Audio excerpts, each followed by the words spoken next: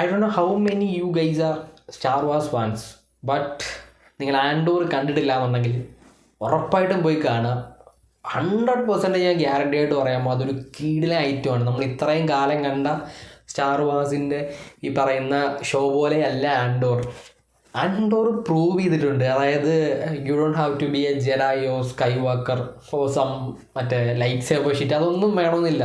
Just ഈ പറയുന്ന റെബലിയൻസും കുറേ ഇന്നർ പൊളിറ്റിക്സും ഒക്കെ മതി. പിന്നെ റോ ആയിട്ടുള്ള സ്റ്റോറിയും പറയുന്ന നമ്മളുമായിട്ട് കണക്റ്റ് ആകുന്ന കുറച്ച് ക്യാരക്ടേഴ്സ് ഉണ്ടെന്നുണ്ടെങ്കിൽ പറഞ്ഞ സ്റ്റാർ വാർസ് ഇപ്പോഴും എലൈറ്റ് ആയിട്ടുള്ളൊരു ഫ്രാഞ്ചൈസി ആണെന്ന് ആൻഡോർ തെളിയിച്ചിട്ടുണ്ട്. അത് അമ്മാതിരി കിടന്ന് 24 എപ്പിസോഡുകൾ.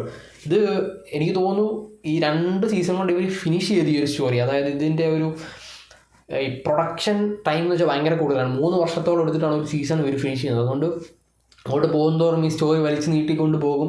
അങ്ങനെ പോകണ്ട എന്ന് വിചാരിച്ചിട്ട് ഇവർ 2 സീസണിൽ നല്ല പെർഫെക്റ്റായിട്ട് എവിടെ നമ്മളെ ബോറടിപ്പിക്കാണ്ട് കൊണ്ട് നിർത്തിയിട്ടുണ്ട്. നിങ്ങൾ ഇതുവരെ സ്റ്റാർ വാർസ് കണ്ടിട്ടില്ല എന്നുണ്ടെങ്കിൽ you guys have the perfect opportunity to start Star Wars. കാരണം ഇത് കണ്ട് തുടങ്ങിക്കഴിഞ്ഞാൽ നിങ്ങൾക്ക് ആ ഒരു ഐഡിയ കിട്ടും.